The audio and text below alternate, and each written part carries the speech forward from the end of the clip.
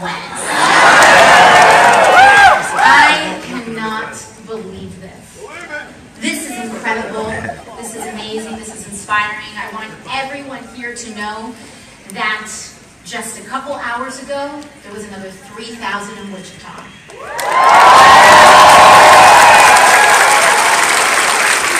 are going to take back the House of Representatives this November.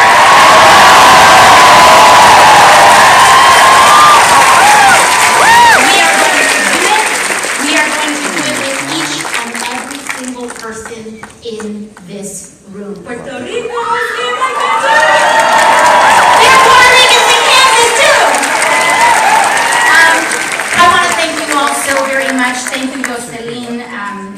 young women like her are heroes of mine too, because we are here to inspire one another. It is the work that inspires one another. It is every door that we knock on that inspires one another. And I am so excited and thrilled to be here with thousands of Kansans who are committed to changing the course of this nation.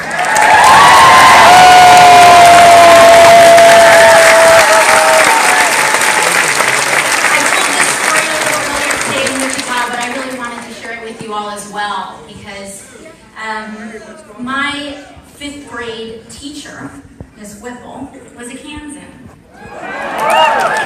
and she was tough. She was very tough, and like I said, New Yorkers have a reputation, but she was tough. And but she always had this pride about the state of Kansas, about her home state. And she always made sure that every 10-year-old New Yorker that walked in that classroom knew how amazing this state was. And this is a true story. In 5th grade, we were each assigned a state to do a report on. And she assigned me the state of Kansas. And after reading a lot about wheat,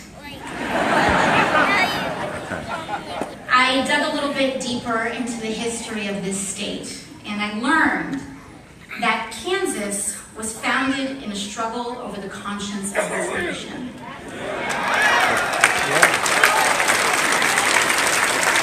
It was when our leaders could not make a decision, could not make a moral decision as to whether we were going to be an enslaved state or a free state. They handed it over to the people of Kansas to decide, and the people of Kansas decided that this nation will not be a slave nation, that we will be free.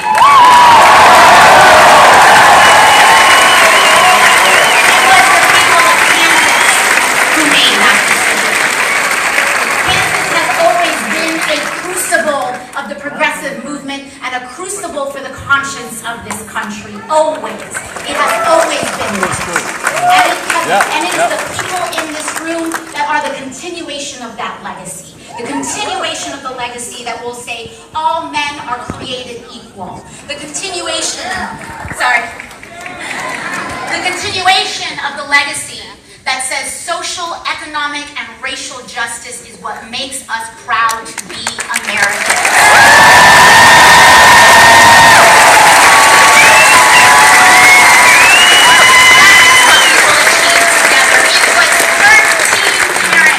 It was 13 mothers and fathers from Topeka, who desegregated the schools of this nation.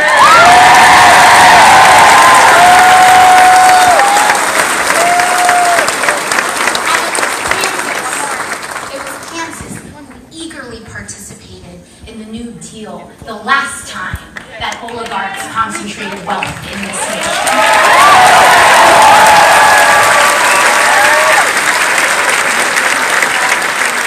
The people of Kansas have made the right decision and fought and committed themselves to the work of change before, and they will do it again.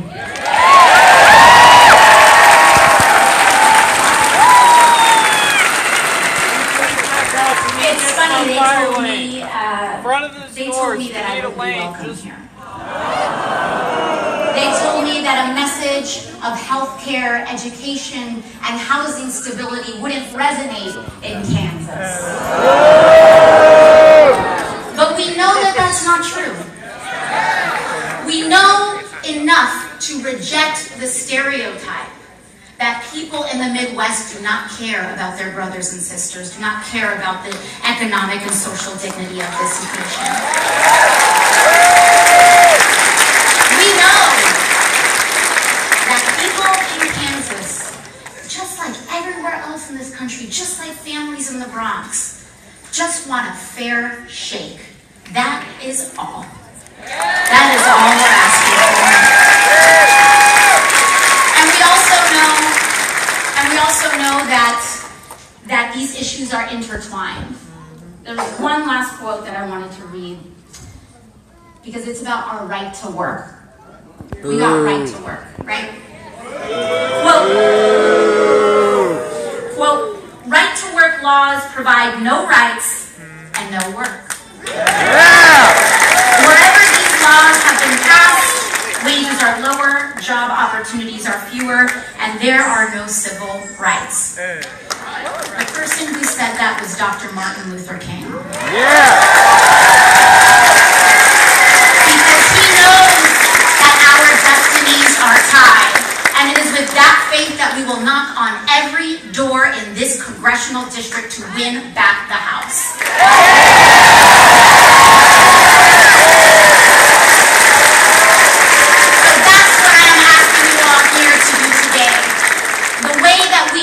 In New York, against a a multi-generational political machine, in a state with rampant voter suppression, outspent 10-1 on television, on mailers, we made it happen anyway.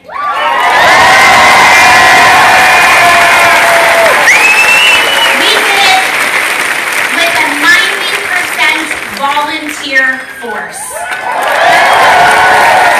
We did it campaigning on Medicare for all, tuition-free public college,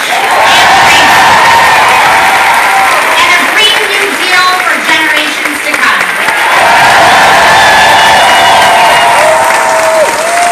It is on that bold vision for the future of the United States that we can win back the soul of this nation. And it is going to be every single person in this room knocking on 10, 50, 100 doors apiece that is going to get it done.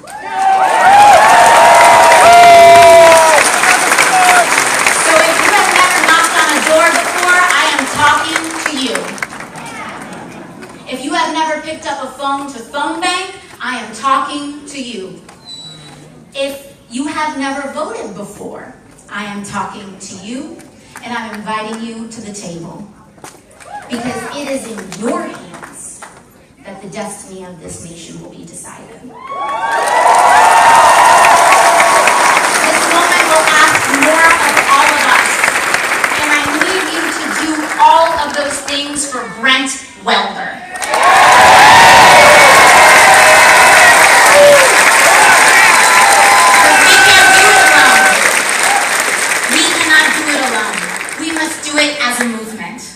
So with that, I just want to thank you all for being here, because when we all work, when we all pitch in, when we each knock on our neighbor's door, listen to the rights of their needs, and fight for the dignity of our neighbors, I am confident that what is right will win in the United States of America.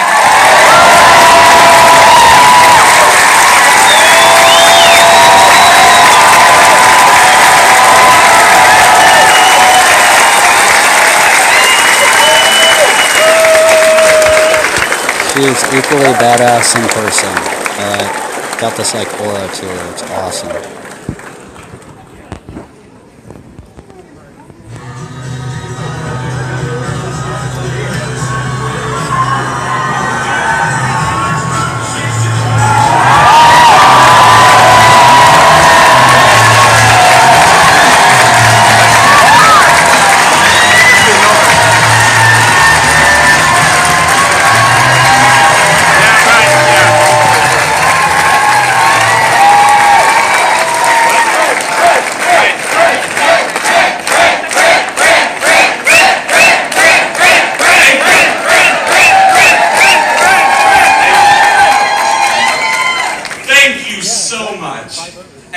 thank you to Alexandria Ocasio-Cortez for being here tonight.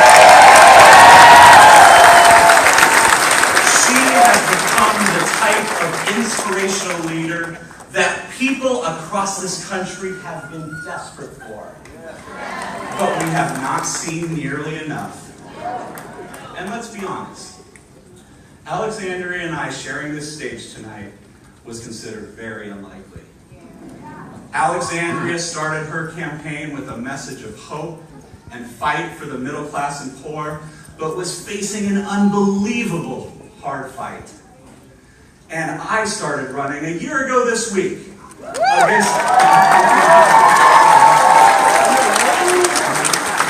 against an entrenched congressman, and I ran on a bold, progressive message that had never been tried before in this congressional district. But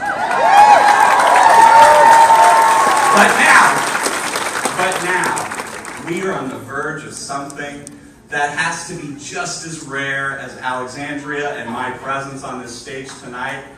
And that is a congressman from Kansas teaming up with a congresswoman from New York to achieve fundamental change on issues that unite the American people.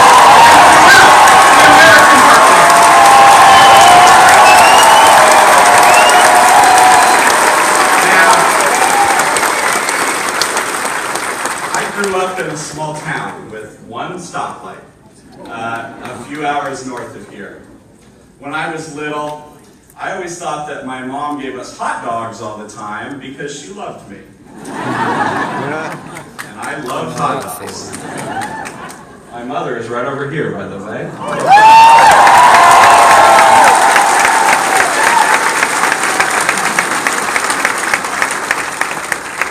But what I found out when I was older was that the local grocery store had a cut rate special on the family 64-pack hot dogs every single week.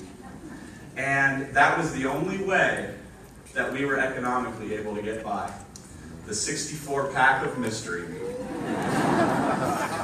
As I grew up, I had to make my bedroom out of a concrete closet in our basement. My mom accepted government assistance to get us through the bone-chilling winters. I started my first job when I was 11 years old, a paper route. I had to get up at 6 a.m. every single day, 365 days of the year. No weekends off, no holidays off. In fact, on Sundays, you actually had to work a little harder. In fact, when it was raining, my mom would drive me around. Otherwise, I had to carry a little wagon behind me. And I got my first my first lesson in the art of persuasion on that job. When I was going to be out of town, I'd have to try to convince someone to cover my route for one day. To get up at 6 a.m., and you know how much I made a day and how much I had to ask him to make? $4 whopping bucks. That was a tough sell. Medicare for all is easy compared to that. Well played.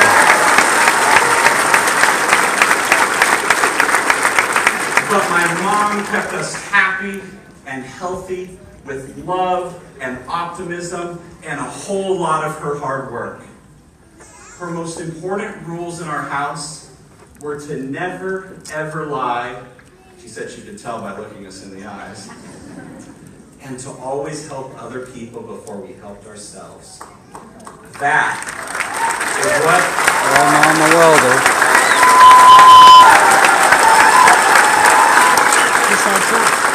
Yeah, right. Thank you, Mom. Hopefully present. That is what I was taught was the American way. In college, I poured concrete all through the scorching heat in the summer to pay my way through. During the school year, I waited tables during lunch, nights, and weekends. After college, I met my brilliant, beautiful wife, Christy.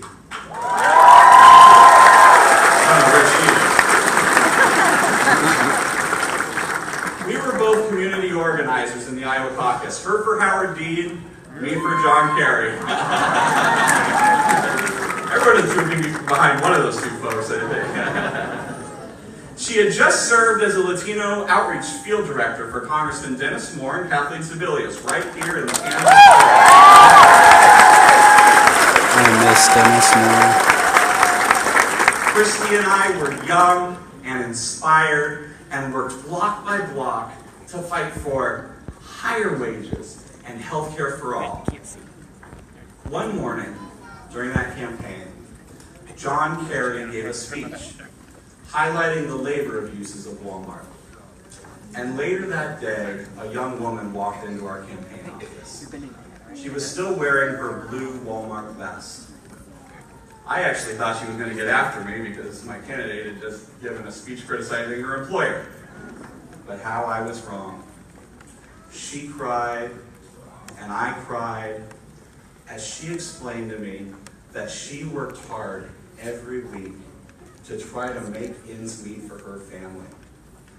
But her Walmart paycheck was so meager that as soon as she got paid, she had to turn around and give the whole thing right back to Walmart because it was the only place she could afford to shop. Yes! It was heartbreaking. It was a vicious cycle with no end in sight. She was drowning in debt and despair. Our system is completely backwards.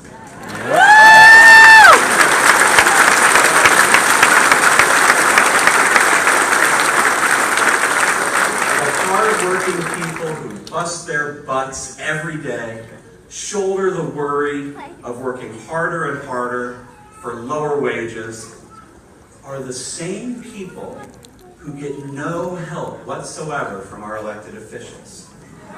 The people who need a voice the most have no voice at all.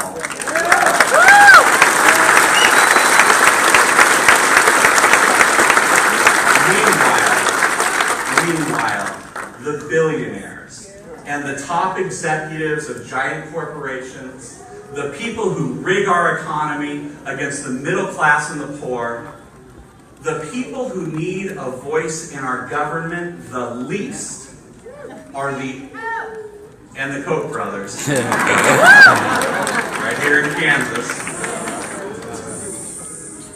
The people who need a voice in government the least are the ones who have the only voice in our government. Yes! And that's because, and I've seen it throughout my life as an organizer, as a labor lawyer, hiring these giant corporations, that's because the wealthiest of the wealthy take a tiny sliver of those enormous profits that they steal from us, and they use it to pay off politicians to keep the system rigged in their favor.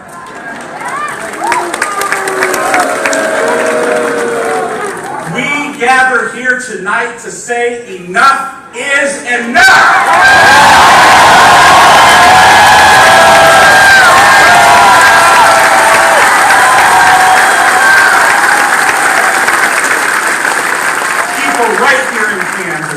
Across this great nation are united in our determination to reverse the Washington corruption and give a voice back to the people. Railroad workers in Kansas, school teachers in New York, farm workers in California, construction workers in Michigan. We are all united in that we want the healthcare system fixed, we don't want poverty, and we don't like corruption.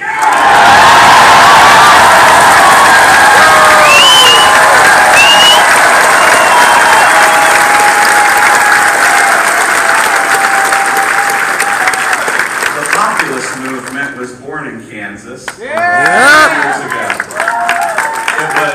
It was led by farmers who were being pushed into poverty by Wall Street greed. Kansas populism is actually the basis of the book The Wonderful Wizard of Oz, based right here in Kansas. And we here tonight know that Kansas populism is still alive and well.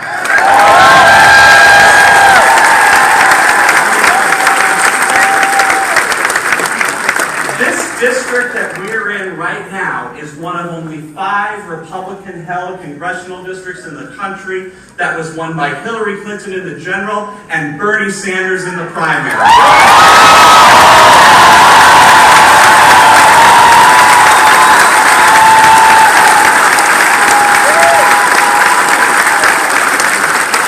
14 years ago, on a warm summer night, I was spending time with my family in Leawood, Kansas. There was a small television with bad reception up on a shelf in the kitchen, and we had the 2004 Democratic National Convention in the background, the one where John Kerry became the Democratic nominee. And suddenly, something caught all of our attention on that grainy image on that tiny television. A young, energetic state senator from Illinois began giving the most powerful speech I've ever seen in my entire life.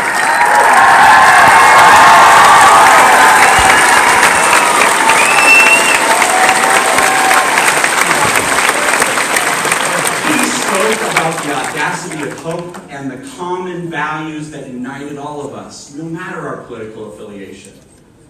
Barack Obama inspired me to become one of the first grassroots organizers on his presidential campaign.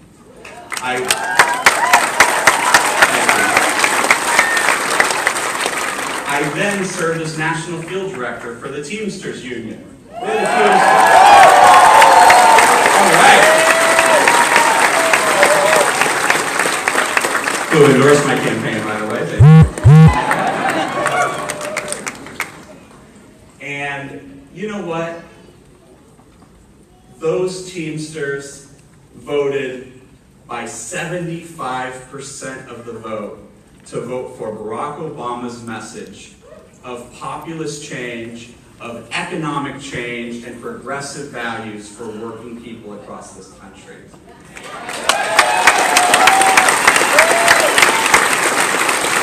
They wanted higher wages, better benefits, and to get the pensions and retirement money that they've been promised throughout their working lives.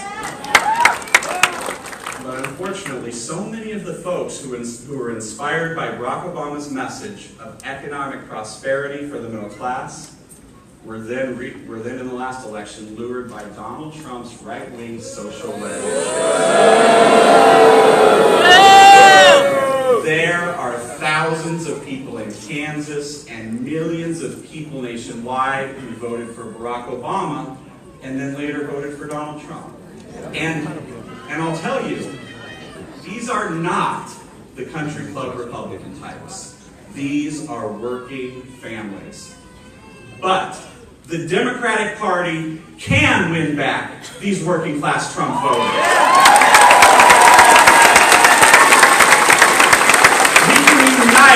We can unite the divides in our party and inspire infrequent voters and young people, but it requires us to nominate Democrats who remember the lessons of Barack Obama. Democrats who articulate bold, progressive, economic plans that will truly help working families.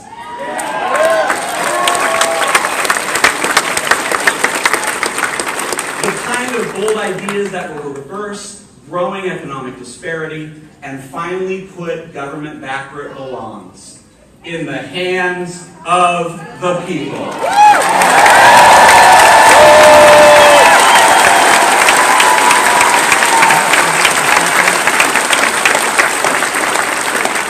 Then, in early 2015,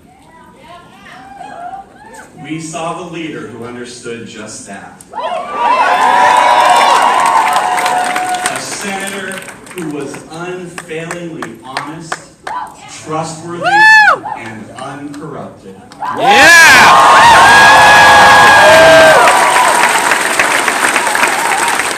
He was determined to bring back to the forefront those bold, progressive ideas to help the middle class and the poor, that reminded people across this country that the Democratic Party, what the Democratic Party used to be all about.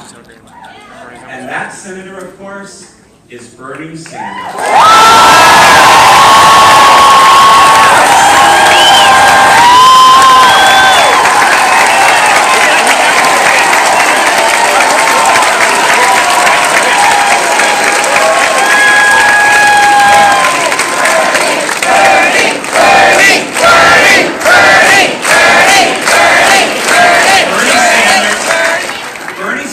progressives' decades of hard work have made ideas mainstream that some folks before said were never possible.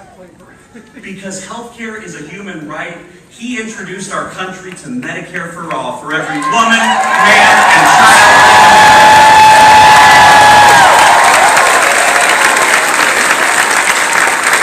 Because no person who works full-time should ever have to live in poverty, he introduced our country to the idea of a $15 minimum wage.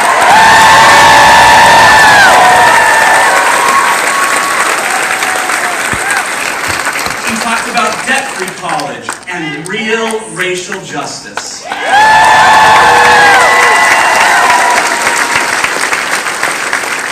And Bernie Sanders proved that a candidate that stands by the people, for the people, can run a strong campaign while rejecting corporate PAC money.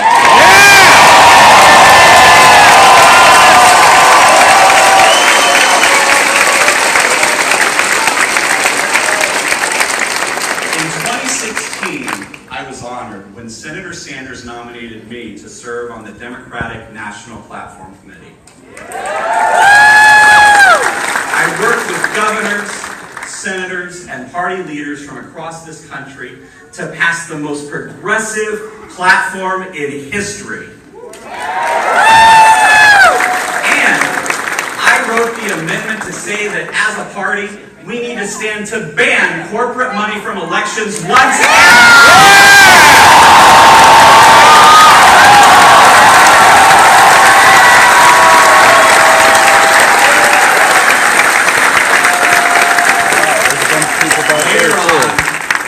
Later on, Bernie said that the most important thing people can do to achieve the fundamental change we need is to run for office.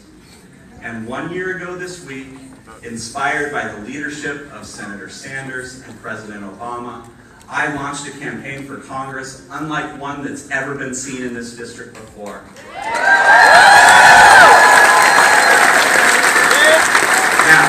Democrats have run against Congressman Yoder in the last couple cycles, and they ran on moderate establishment campaigns that frankly relied on policy specifics. And unfortunately, they got clobbered. As President Harry Truman once said, if it's a choice between a genuine Republican and a Republican in Democratic clothing, the people will choose the genuine article every time.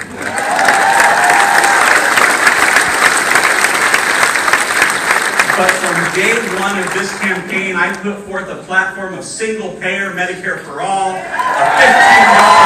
minimum wage, racial justice, women's rights, real gun reform, and full equality for the LGBTQ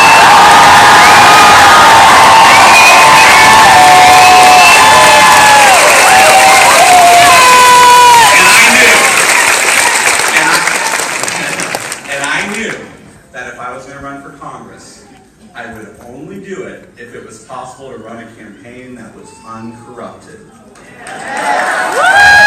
I pledged from day one that I would never accept 1 penny of corporate PAC money.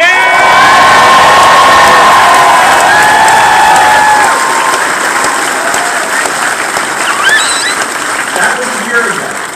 And since then, hundreds of candidates across America, as well as members of Congress and U.S. senators, have made that same pledge.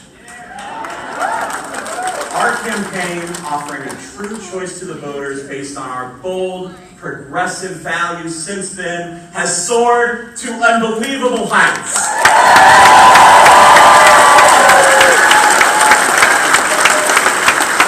We've been endorsed by 11 national and local labor unions, including National Nurses United and BNWE.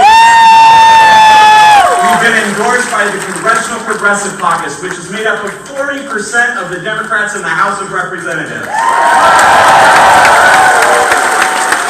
We've been endorsed by Our Revolution, Justice Democrats, the Progressive Change Campaign Committee, and End Citizens United.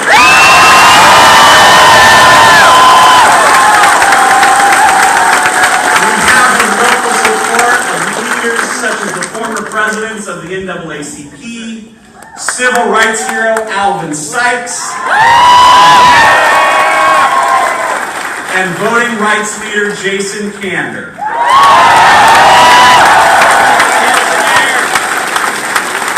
Anyone here from Missouri, please vote for him for mayor.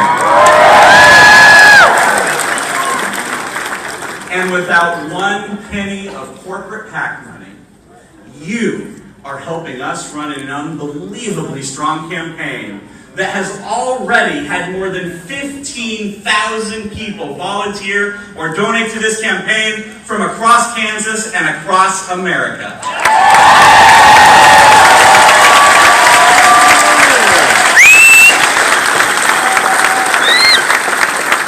Who here wants to beat right-wing Congressman Kevin Yoder?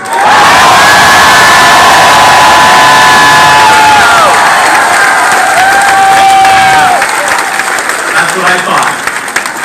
Well, I'll tell you, independent polling has me beating Congressman Yoder by 7 points.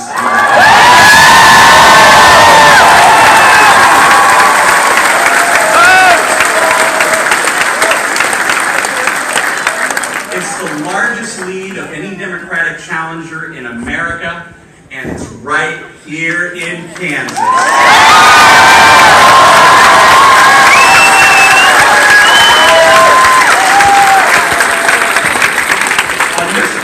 We have also reflected back on Barack Obama's inspirational message of hope and progressive change.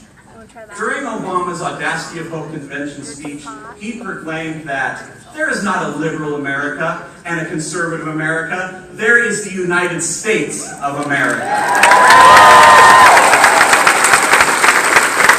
And to the naysayers, those people that say fundamental change is impossible, to those who claim we will never be able to have a country that serves the people instead of the billionaires and the 1%, Barack Obama had a message for them too. Yes, we can.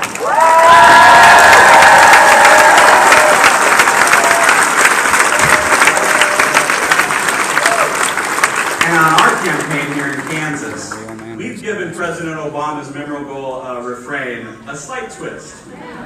Our campaign says, yes, we Kansas!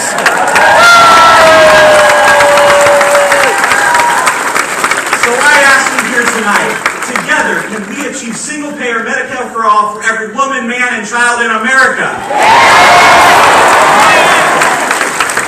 Yes, we can. And together, can we achieve a $15 minimum wage to boost our economy and ensure that nobody working full-time has to live in poverty? Yes! Together, can we achieve women's rights, racial justice, immigrant rights, and real gun reform? Yes, we can! Together, can we finally end the corrupting influence of big money in our elections once and for all? Yes, we can! And together, can we defeat Congressman Yoder and stand up to Donald Trump's policies of hatred and division? Yes, we can!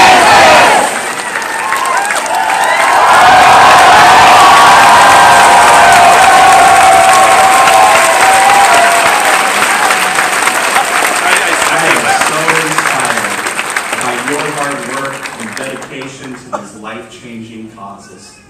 To win this election and to accomplish this change, we desperately need your help, your energy, and your enthusiasm. I need you to go to brentwelder.com to volunteer and to donate to our campaign.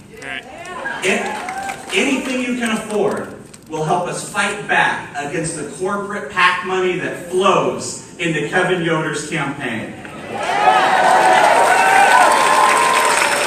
I need you to talk to your neighbors and convince them to vote in our primary 2.5 weeks from now on August 7th. And I need you to fight your heart out for a better and more just America.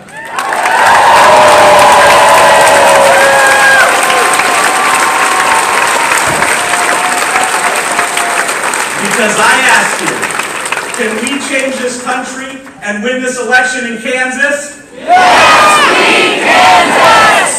So now, I am so incredibly honored to introduce you to a personal hero and a person who is the most outspoken leader of the progressive movement nationwide. please welcome Senator Bernie.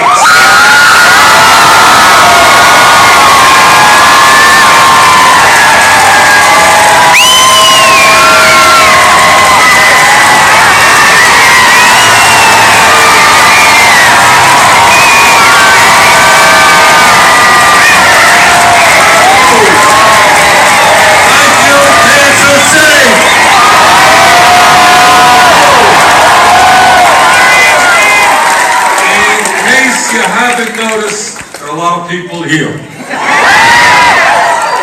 And that is a good thing because together we are going to make history. We are going to elect Brent Welder as the next congressman from the 3rd District.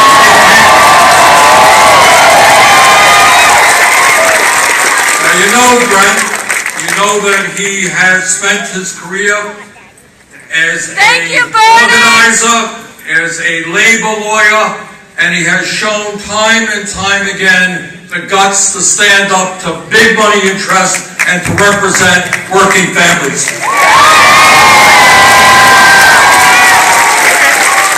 And I also want to thank Brent for representing our movement at the Democratic National Platform Committee. In some ways, that is an amazingly painful and boring exercise. So I thank him. But at the end of the day, what Brent did and the other folks that we had on the committee, what they did is help write the most progressive platform in the history of American politics.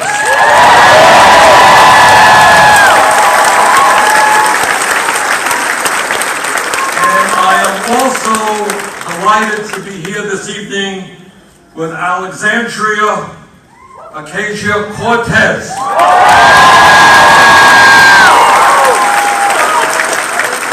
I'm here delighted to be with her for two reasons. Number one, she is one of the great young political leaders in our country. And number two, the upset that she showed in New York City is exactly what is going to happen here.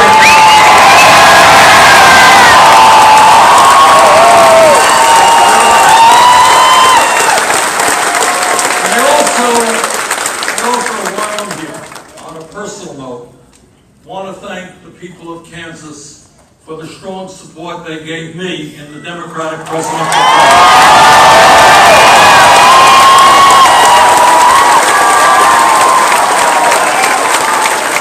With your help, we won a landslide victory here in Kansas. And what that meant is that the victory here, the victory in 21 other states, the fact that we ended up with well over 13 million votes, what all of that meant is that the ideas that we campaigned on, which a few years ago were seen to be radical ideas, are now mainstream ideas because of your support.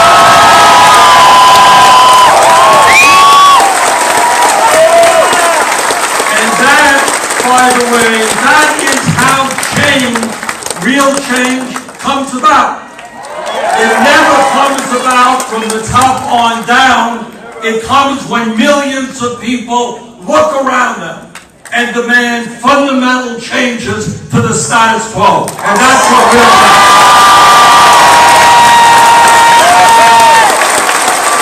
So I thank all of you for the support you gave me and for being part of a political revolution which is sweeping this country.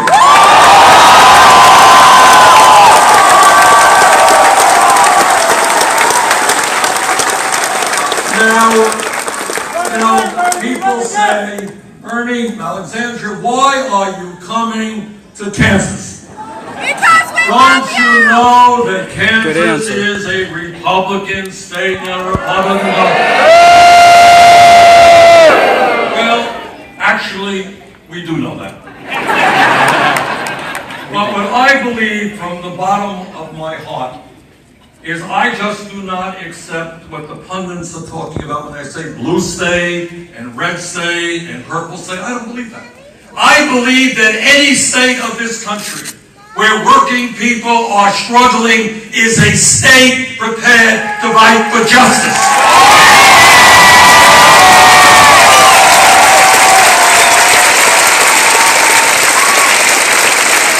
And this is also what I believe from the bottom of my heart, and it maybe defines me as a human being and as a politician. And that is whether you are growing up in the Bronx, New York, whether you're a farmer in Vermont, whether you're out in San Francisco, whether you're in Mississippi, or whether you're in Alabama, or whether you are in Kansas. We have common dreams and common aspirations. And yes, we have differences. I support the New England Patriots. There you go. I ran right along the line. And the Red Sox. But despite these huge differences, I think we have a hell of a lot more in common. And whether you live in Kansas or Vermont or New York City, you want your children to have a decent life. You want the children to have quality child care, quality education. You know and I know whether you live in Kansas or Vermont, health care is a human right and not a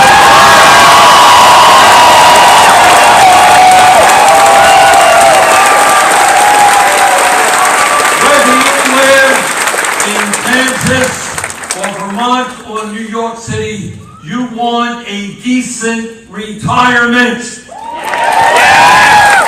And you want a clean environment so that your kids are breathing clean air.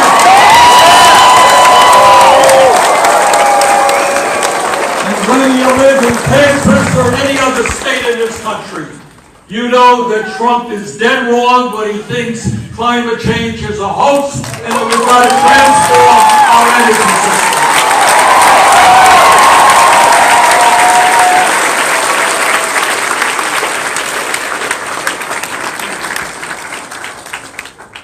Economically, we are today in an unusual position. For the last many years, unemployment has gone down, and that is a good thing. But despite that, today, real wages for the average American worker is going down, not up. My back was killing me. Today, millions Had to get of moving. Americans cannot afford the outrageous. Plus there was this old dude who was completely oblivious, so Hundreds of we thousands had to go elsewhere. cannot go to college for one reason, and that reason is that they simply cannot afford it. And in the middle of all this, we are seeing more and more income and wealth inequality.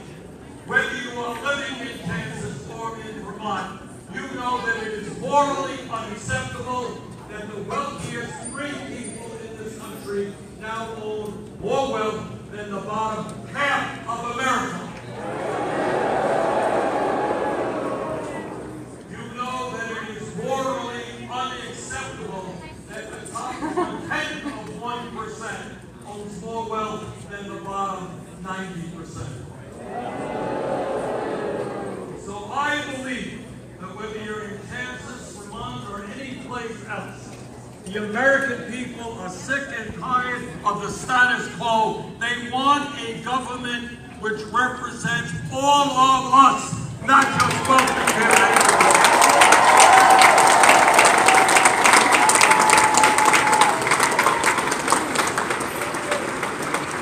By the way, when we talk about wealthy campaign contributors, let me say hello to 2 Kansas out there, the Koch brothers. Boo! And that's right, because in Kansas and in Vermont and New York and all over this country, people know that it is fundamentally wrong to have a corrupt campaign finance system which allows a handful of billionaires like the Koch brothers to spend in this election, 2018, some $400 million. $400 million to elect candidates who will represent the rich and the powerful. And we say to the Koch brothers and all of those people who they support, democracy is one person, one vote, not billionaires buying.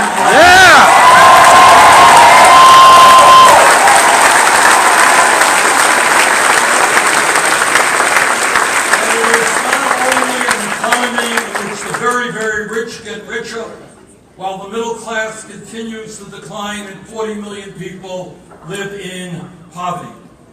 We have today a president who betrayed the American people because during his campaign here in Kansas and throughout this country, he told them one thing as a candidate and he did exactly the opposite as president. When he ran for president, Donald Trump said he was going to provide health care to everybody. Remember that? Well, no, he didn't provide health care to everybody. He supported legislation to throw 32 million people off of the health care they have. What a disgrace. When Trump ran for president, and I remember this like it was yesterday, he said, I, Donald Trump, I am a different type of Republican. I am not going to cut Social Security, Medicare, and Medicaid. You remember that? Well, he turned out to be the same old type of Republican because he brought forth a budget a few months ago. And that budget called for $1 trillion cut in Medicaid, $500 billion cut to Medicare, and a $60 billion cut to the Social Security Disability Insurance Fund. And then you got the Speaker of the House, Paul Ryan. And Ryan says, boy, it's a great thing we passed Trump's tax bill, which gave 83% of its benefits to the top 1%. I remember Trump telling you that his tax bill would not benefit the wealthy. Well, you will be shocked to know. I know you will. I hate to say this, but he lied again.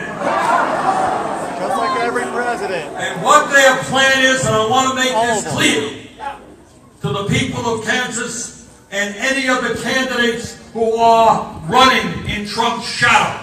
Make it clear and understand that what these guys are about, after giving over $1 trillion in tax breaks to the top 1%, they're coming back and they're going to cut Social Security, they're going to cut Medicare, they're going to cut Medicaid, but they ain't going to do it because we are going to stop them.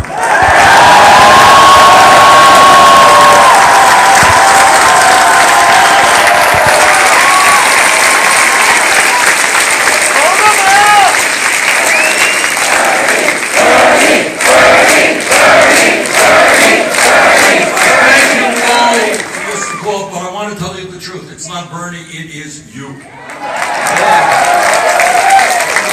Wait, it's me? I have the power? You do your job in waging the political revolution, electing Brent, and transforming this country.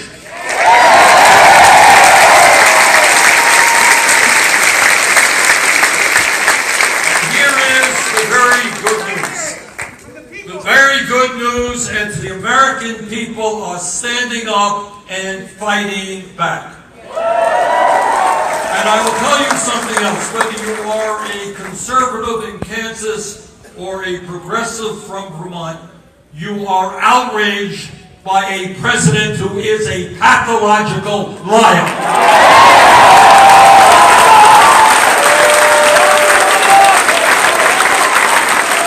You know, as parents, I've got 4 kids and 7 grandchildren. As parents, as teachers, as anybody who deals with kids, we do our best to tell our children to be honest, to be respectful of others, to treat others as you would like them to treat you.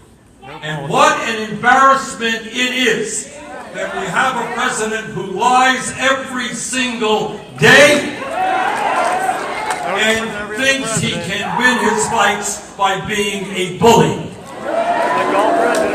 That is not what we raise our children to do, and that is not what we will accept in a president of the United States.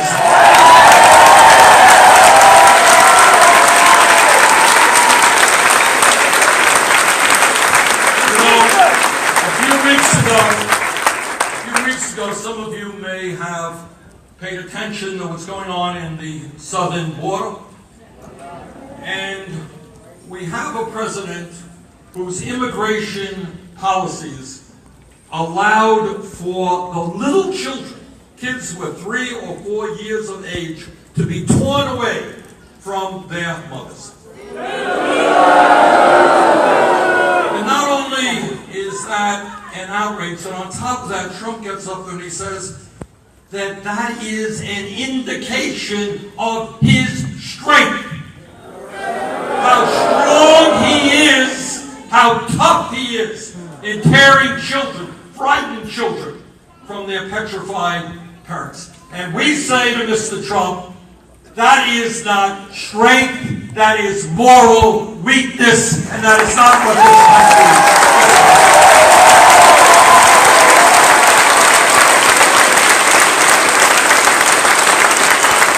But it's a funny thing, this bully we have for a president who is so tough in terrorizing little children. When he came up before Vladimir Putin, he wasn't quite so tough. Oh, snap. Ouch. So we say to the president, don't tell us how tough you can be against little helpless kids. Stand up for American democracy and tell Putin not to undermine the democracy of the United States.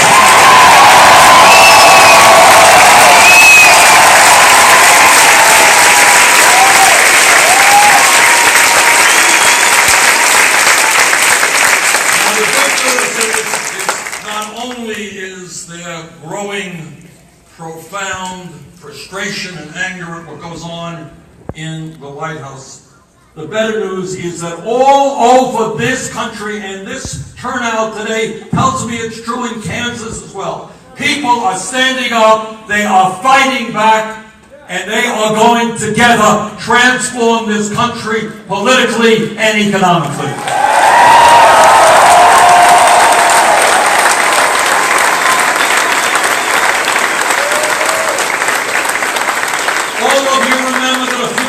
In some of the most conservative states in this country, West Virginia, Oklahoma, teachers stood up. They went out on strike. And they demanded that their children be able to get a decent public education.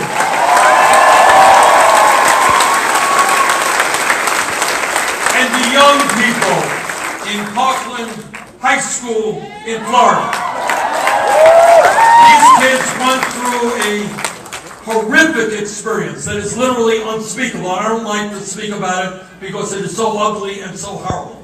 But they went through an experience which you would expect would lead them to despair, to depression, to withdrawal. But they said no. They used that horrible experience to stand up, to fight back and organize all over this country for common sense gun safety.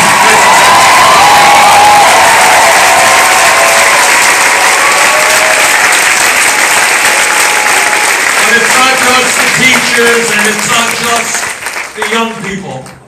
Again, from coast to coast, we are seeing low-wage workers, often in the fast food industry, and they are standing up And they're saying, America, we cannot make it on 7.25 federal minimum wage. That is a starvation wage.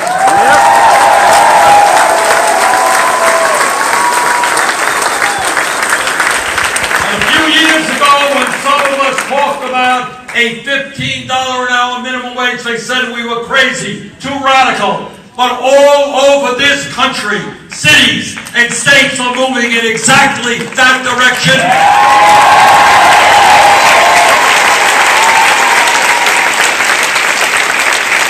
And with Brent's help, we are going to pass a $15 an hour federal minimum wage.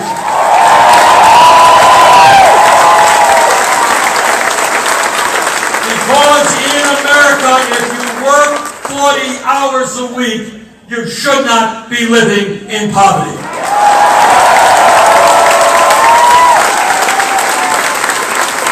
A few years ago, when some of us pointed out that in a highly competitive global economy, where technology is changing every day and the economy is changing, and we pointed out that if our young people or any worker is going to get any of the new good-paying jobs that are out there, we have to rethink what public education means. That having free public education from K through 12th grade is not good enough. We need to make public colleges and universities.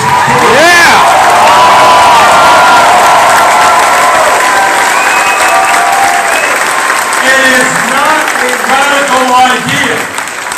And I know the people in Kansas support it as well as every other state in this country.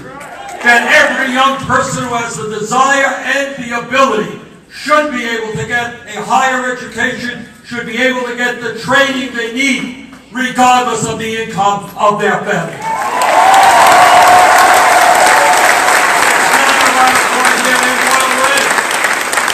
It is totally insane that we got over 40 million people in this country struggling with outrageous levels of student debt. We're going to lower that student debt.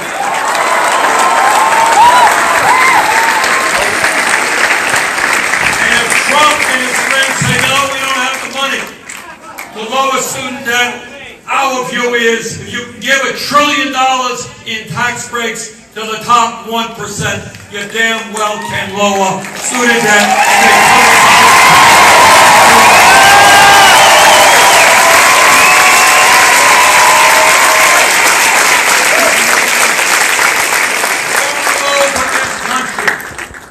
more and more people understand the absurdity, the embarrassment of the United States of America, our great country, being the only major nation on earth not to guarantee health care to all people as a right.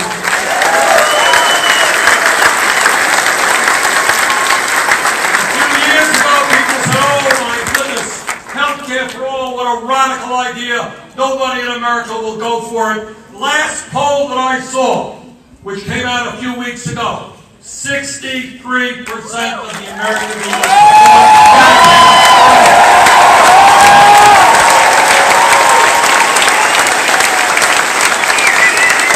So I say to the officials here in Kansas, no, it is not acceptable that you deny an expansion of Medicaid to hundreds of thousands of people here. But don't worry, the time is coming where we are going to guarantee health care to every man, woman, and child as a right, not a privilege.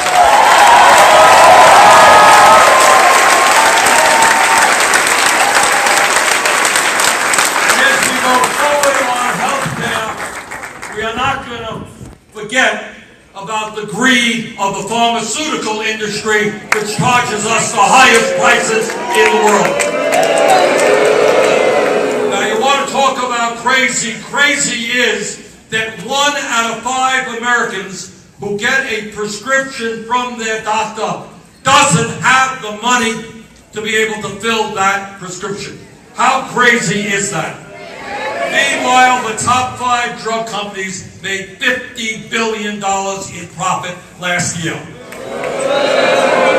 So we say to the drug companies, Your greed is going to end. We are going to lower drug prices in America and make them affordable.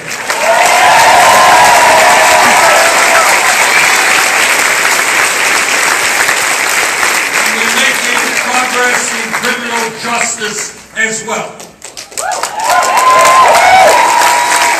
Everybody knows we have a broken criminal justice system, which results in more people in America in jail than any other country on earth. And we know we have a war on drugs that has failed and destroyed many lives. Destroyed once again all across this country. States are moving forward to either legalize marijuana. About damn time! Or to decriminalize it, and some communities are now moving forward to expunge the records.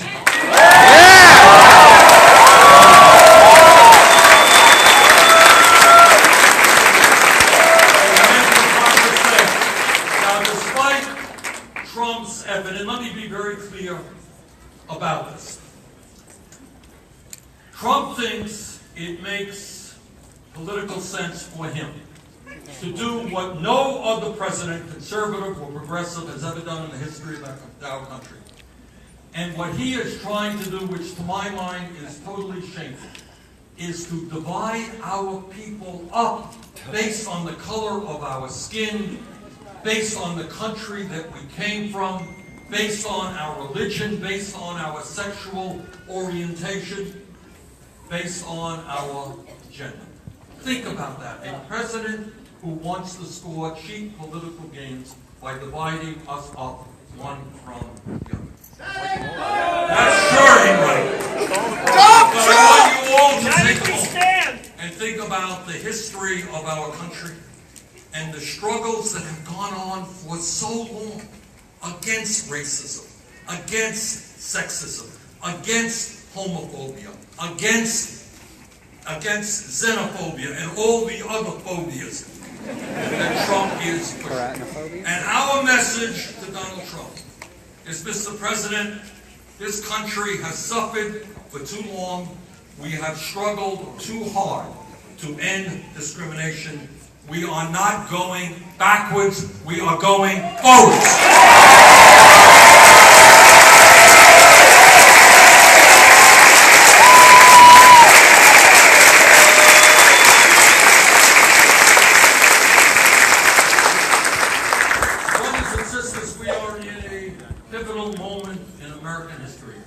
And it is not an exaggeration to say that this coming election is the most important election, midterm election, in the modern history of our country. Brent Welder can win this election, but he will not win it unless you are actively involved in it. All right? The other side will have all of the money and all of the powerful special interests. But if ordinary people stand together, if we don't allow Trump and his friends to divide us up, if we are prepared to work hard, I'll give you one example. I think we got about 2,000 people here in this room. That's a lot of people. If every one of you can reach out to 2 or 3 of your friends, family, or co-workers, we can triple the votes for Brent from what we have now. I heard the man in Kansas, like Brent Welder, I guess. Brent needs you to knock on doors. He needs you to bring your friends to the polls. He needs you to do social media and everything else that a modern campaign is about. And let me conclude by saying this. This fight about who controls the House is unbelievably important. It could literally come down to 1 or 2 elections.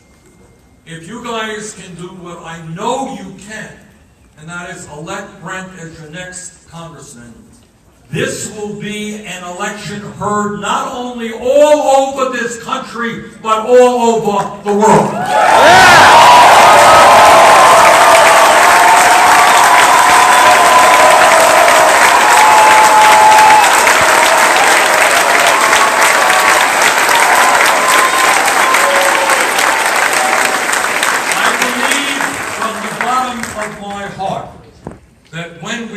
talk about the real issues impacting the people of Kansas or the people of Vermont, the vast majority of the people are on our side.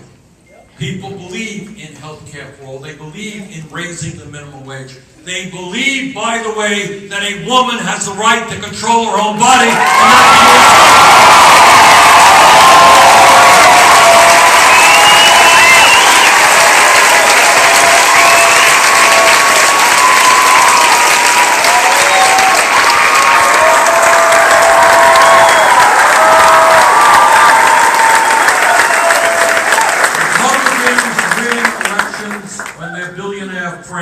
Flood the airwaves. Progressives win elections when our people come out and vote. Let us see the highest voter turnout in Kansas history in this election. Let's elect Brent for the United States.